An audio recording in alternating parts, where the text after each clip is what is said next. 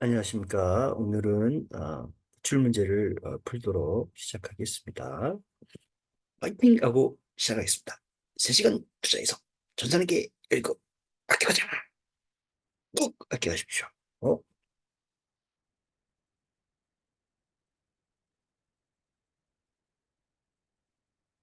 자, 오늘은 이제 110일에 여러분들이 프로그램을 까신 분들도 있고, 그죠? 여러분들이 프린트를 해가지고 여러분들 기출문제 이론을 풀 시간으로 시작하겠습니다. 첫 번째 문제는 여러분들이 다음 중에 아래와 같은 재무적인 정보의 질적 특성에 대해서 해당하지 않는 것은 있습니다. 재무정보의 이용자들의 의사결정에 유용하게 활용되기 위해서 그 정보의 의사결정 목적과 관련이 있어야 한다. 이렇게 되어 있습니다. 자, 그러면 얘가 뭐에 대한 내용일까부터 먼저 파악을 하셔야 되죠. 자, 유사한 의사결정에 뭐였습니까? 목적이죠. 내가 목적 적합한 관련성 있는 정보에 대한 논리는 우리가 뭡니까? 세 가지의 하부 조직이 있어야지만 나한테 관련된 목적성을 가지고 있다라고 얘기를 합니다. 우리가. 그래서 목적 적합하다, 관련성이 있다라고도 얘기를 합니다. 그래서 이 요건을 갖추기 위해서는 세 가지의 요건을 갖춰야 돼요. 예측 가치, 피드백 가치, 적시성. 자, 예측 가치가 피드백 가치는 같이 간다고 보시면 되는 거죠. 수정할 자료를 주셔야 되는 게 우리가 얘기하는 피드백 가치, 예측 가치죠. 자, 그리고 시기적절하게 보여줘야 된다. 자, 그래서 우리는 회계 질적 정보 특성의 예측 가치, 피드백 가치, 적시성은 우리가 목적 적합한 나한테 맞는 정보를 준다라는 것이고요. 자, 그 다음에 신뢰성이라는 건 믿을 수 있는 정보입니다. 그래서 우리 표현의 충실성, 검증 가능성, 중립성 이렇게 얘기를 하죠. 그래서 여기에 대한 내용들이 아, 서로 질적 특성에 관련이 없는 거라 했으니까 요거 이제 중립성은 표현의 충실성하고 검증 가능성, 중립성이 들어가기 때문에 자, 신뢰성에 관한 물음입니다. 그래서 정답은 4번이 되겠고요. 자, 2번은 우리가 다음 회계 기준에 따른 재무상태표의 표시에 관한 설명으로 가장 적절하지 않는 것입니다. 그래서 우리 비유동 자산에는 1년 내에 현금화할 수 없습니다. 그죠? 그래서 장기적인 투자와 우리 얘기하는 유형과 무형 이런 것도 있습니다. 그죠? 그리고 기타 비유동 자산도 있는데 자, 이 당좌 자산은 뭘 의미하는 거죠? 유동 자산이죠. 1년 내에 현금화할 수 있는 자산을 얘기합니다. 자, 그래서 일단 이게 틀리셨어요. 그죠? 단기 차입금은 유동부채로 분류한다. 맞습니다. 자, 재고자산에 보시면, 자, 여기 자산과 부채는 유동성 배분입니다. 우리 이제 요 논리대로 얘기하면, 유동성이 빠른 거, 요거부터 배열하는 게 유동성 배열법입니다. 자산이 유동성이 높은 게 그래서 현금, 보통예금, 당좌예금 뭐 이런 식으로 오시는 거고요. 부채는 빨리 갚아야 될 것부터 자 높은 순서대로 작성된다. 이게 유동성 배열법이죠. 재고자산은 유동자산을 포함하고 있다. 그렇죠? 유동자산에는 재고와 우리가 얘기하는 뭐가 있다 그랬습니까? 여기 위에 있는 당좌자산 있죠. 자, 그래서 우리는 비유동자산에는 투자, 유형, 무형, 기타 비유동자산이 있는데 여기 당좌자산이 들어갔기 때문에 얘는 유동자산에 포함한다. 그래서 정답은 1번이 되겠습니다. 자, 3번은 다음에 재고자산에 대한 단가 결정 방법에 어느 방법에 대한 설명인가? 이렇게 물어보셨네요. 실제 물량의 흐름에 원가 이름이 가장 대체로 유사하다라는 건 물량의 흐름, 원가 이름이 가장 같다라는 개념이에요. 자, 첫 번째에서 답을 고를 수 있는 게 가장 좋습니다. 자, 요거는 뭡니까? 우리가 먼저 들어온 거, 먼저 파는 게 우리 선입선출법이 물량 이름, 원가 이름이 가장 유사하게 대체된다라고 얘기합니다. 그죠? 그 다음에 수익과 현재 수익입니다. 그렇죠? 지금 파는 돈 들어오는 돈과 내가 먼저 들어온 거 먼저 팔기 때문에 과거의 원가가 대응되는 거죠. 그래서 비용, 그죠? 얘는 수익은 현재 수익이니까 수익과 비용의 대응이 부적절합니다. 또는 부적합하다. 그럼 얘가 선입선출법이 되시는 거고요. 그리고 물가 상승 시에 이익을 제일 많이 계산하는 게 뭡니까? 우리가 얘기하는 선입선출법이 되는 거죠. 자, 그래서 여기에 정답은 2번이 되시는 거죠. 자, 현금 및 현금성 자산에 대한 설명으로 해당되는 항목의 총합계획은 얼마입니까? 이렇게 물어보셨어요. 자, 선일자 수표는 우리 뭡니까? 우리가 얘기한 어음의 성질을 가지고 있다 그랬죠. 선일자라는 건 앞에 날짜에 의해서 우리 백지수표인 당자수표를 발행하게 되어 있습니다. 그래서 얘는 우리가 어음으로 본다. 그래서 얘는 현금 및 현금성 자산에 들어가지 않는다. 이렇게 보시면 되겠고요. 배당금 통지표는 배당금을 받는 거기 때문에 얘는 현금화 될 수 있습니다. 그죠? 그래서 요거는 현금 및 현금성 자산에 들어가시는 거고요. 자, 타인 발행 수표, 남이 발행한 수표니까 현금이시죠. 자, 양도성 예금 증서는 항상 개월이나 일수를 보셔야 됩니다. 자, 양도성 예금 증서는 3개월 이내에 현금화가 될 수 있는 자산이 이제 우리 여기에 들어가신 현금 및 현금성 자산이고요. 얘는 6개월이기 때문에 현금 및 현금성 자산에는 포함할 수 없다라는 거죠. 자, 그럼 여기에 들어갈 수 있는 건 우리가 두 개밖에 없네요. 그죠? 뭐가 있습니까? 배당금 통지표와 타인 발행 수표를 말한다라고 보시면 되겠죠. 자, 그래서 정답은 우리가 몇 번입니까? 1번이 되겠습니다. 5번은 이제 자본에 대한 설명으로 옳지 않은 것은 있어요. 자, 자본은 우리가 얘기하는 발행 주식수 곱하기 일주 액면은 내 원본이라고 말씀드렸어요. 그렇죠? 그럼 얘는 이제 맞는 얘기가 되겠고요. 자, 여기 주식 발행 초과금 감자 차익은 우리 뭡니까? 자본 잉여금이 해당되는 거죠. 자, 그다음에 자본 조정은 우리 주식 할인 발행 차금 감자 차순. 자, 요거는 이제 자본에 대한 설명이 맞는 거죠. 자본 조정. 여기에 대한 이 주식 발행 초과금, 자본잉여금, 자본 조정은 여러분 프로그램에 보시면 기초정보관리에 가보시면 아시죠? 어디 있는지 계정 과목 조교 등록에 보시면 자본잉여금 또는 자본 조정 한번 눌러보시면 되겠어요. 자, 주식 배당의 무상 증자는 순자산의 증가를 가져오지 않습니다. 얘는 변화가 없습니다. 순자산에. 그래서 여기에 정답은 우리가 4번이 되겠죠. 내가 남아있는 주식 중에 우리가 배당금을 주신 거예요. 주식 배당은. 남아있는 주식 발행 초과금에서 준다든지 이러면 내 순자산에서는 큰 변화가 없죠. 자, 그래서 얘는 정답이 4번이 되겠네요. 자, 6번은 요것도 그걸 활용하시면 되겠네요. 우리 계정 과목 조교 등록 프로그램에.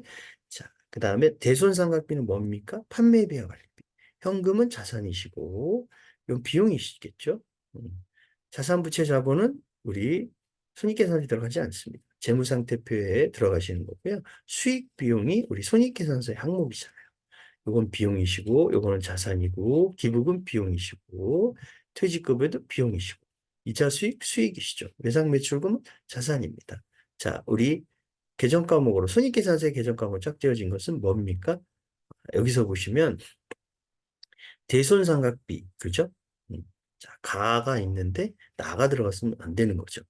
가가 있는데 다가 있다. 요거는 맞네요. 그죠? 나는 현금이 틀리셨고, 바가 있는데 바가 들어가면 외상 매출금 틀린 거죠. 자, 그래서 우리는 정답은 2번이 되겠습니다.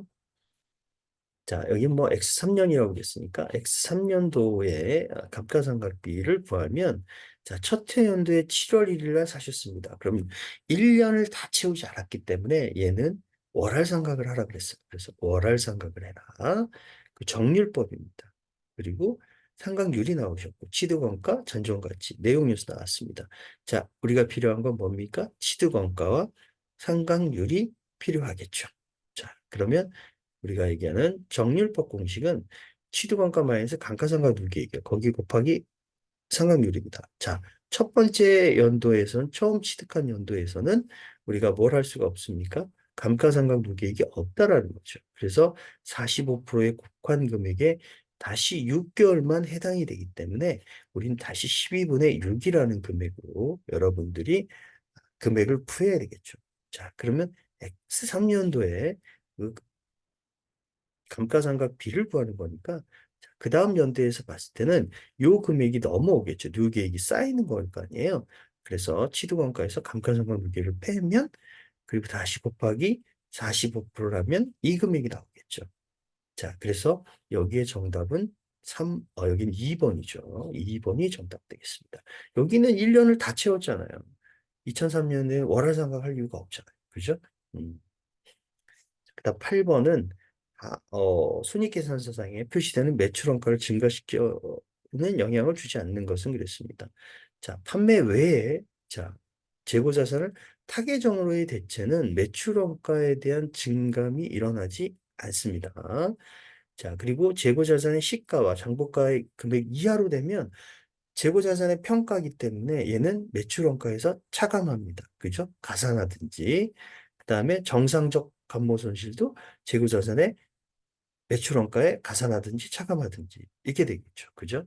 자, 원재료를 구입했을 때 우리는 운반비죠. 운반비. 매입 시에 운임은 내 원가에 가산하기 때문에 매출원가에 영향을 주겠죠. 자, 그래서 여기에 정답은 1번이 되겠습니다.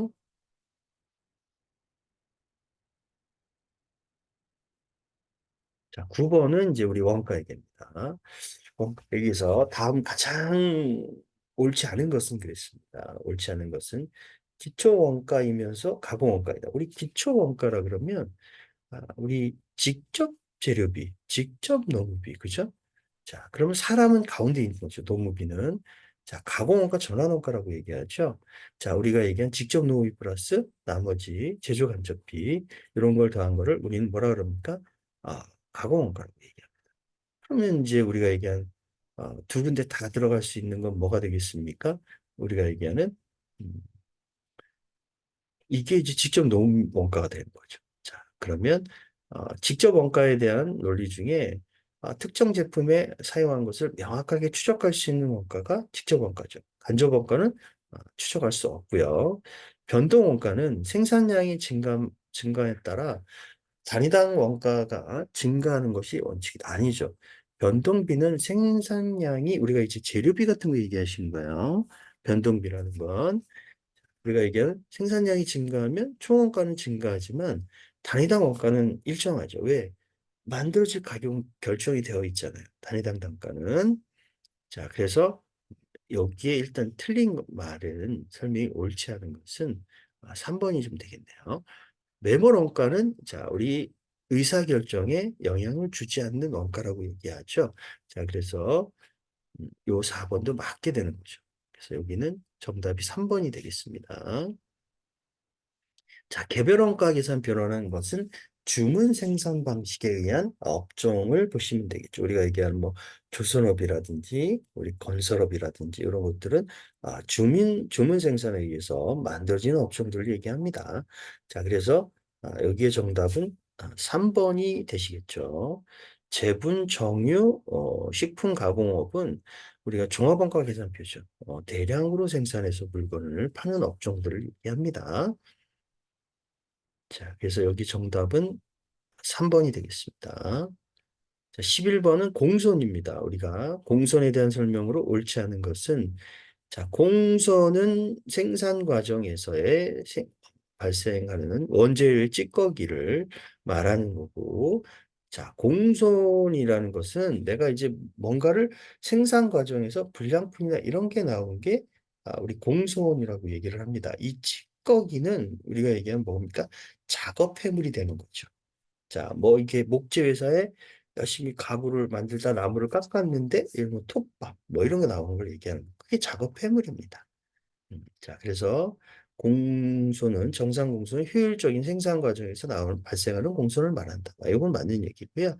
비정상 공소는 영업이익 처리합니다. 정상 공소는 우리 제조 원가에 포함한다.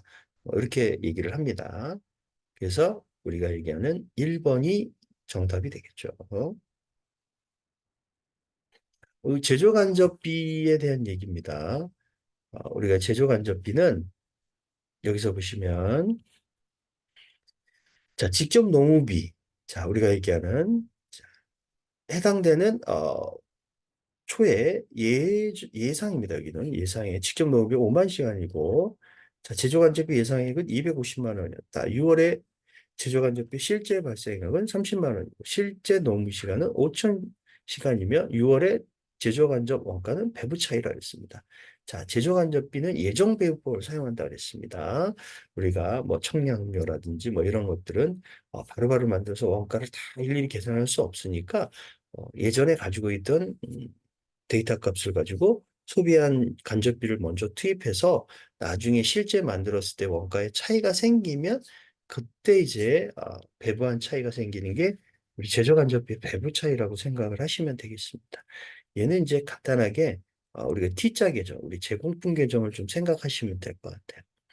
또는 이제 제조 간접비라고 생각하시고 여기는 뭐 제조 간접비라고 생각하시는 게 낫겠네요. 그죠?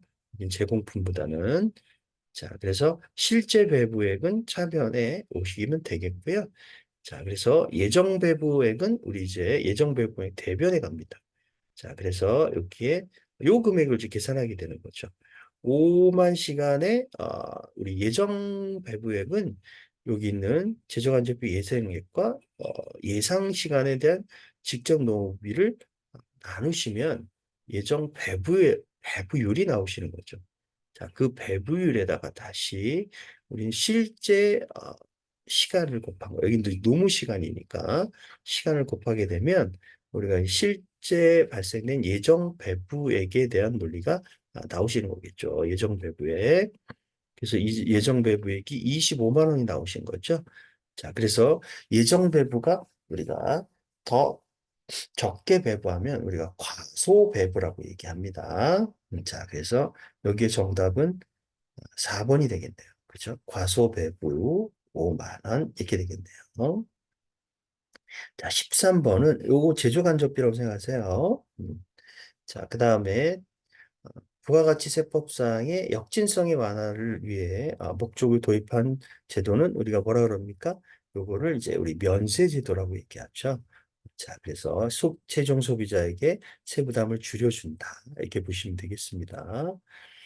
14번은 우리가 이게 재화의 공급으로 보지 않는 특례입니다. 이건 공급이 아니다. 매출이 아니다. 라고 얘기하시는 거예요. 담보를 제공했다. 자, 이런 거는 이제 실질적인 재화가 어, 일어나지 않습니다. 뭐 10%에 대한 부가세가 발생하지 않는다라는 거죠. 가치 상승에 대한 논리가 없다라는 거죠. 조세의 물납, 법률에 따른 수요, 강제 경매, 공매 또는 뭐 화재에 인해서 도난당하거나 뭐 이런 경우 화재가 났다든지 이런 것들은 재화의 공급을 오지 않는 논리라고 죠. 자, 그러면 제품을 파는 거에 대해서는 우리가 뭡니까? 정상적인 매출로 보겠다라는 거죠. 자, 그래서 우리는 자, 정답은 2번이 되겠죠. 이렇게 2번이 되신다고 보시면 되겠습니다. 자, 15번은 자, 우리가 다음에 부가가치세법상의 과세표준에 포함하지 않는 것은 그랬습니다. 포함하지 않는 것이 내가 어떤 물건을 팔았을 때 그거에 대한 이자 상당이 나온다라는 건 지금 당장 100만 원 팔 걸 110만 원에 팔았으니까 거기에 활부로 팔았을 거 아니에요. 그죠? 그럼 그거에 대한 활부금이 이자가 계속 붙는 거죠. 그럼 그 매출이 일어나는 거와 똑같은 성격을 가지고 있는 거죠. 그래서 과표에 포함되시는 거고요. 개별 소비세 뭐 이런 것들 각종 세금을 다 더하는 게 과세 표준에 포함되는 거고요. 대가 일부로 받은 운송비, 뭐 하역비, 뭐 이런 것들은 보험료라든지 이런 것들은 대가성 관계가 있으니까 과표에 포함하는 거고 매출 할인 우리가 얘기하는 매출 애누리 환입은 자, 내 과세 표준에서 뭐 한다? 차감하는 항목이죠. 빼는 항목 포함되지 않는 거죠. 그래서 여기에 정답은 3번이 되겠죠. 자, 그래서 1번, 2번, 4번은 내 매출액에 플러스하는 거고 우리 과세 표준에 자, 그래서 매출 할인이나 과세표 이런 것들은 내가 차감하는 항목이기 때문에 3번이 여기서는 정답이 되겠죠. 자, 여러분들 이제 이론을 다 풀었으니까 자, 여러분들이 한번 다시 한번 점검을 해보시고 저는 다음 시간에 만나 뵙도록 하겠습니다. 감사합니다.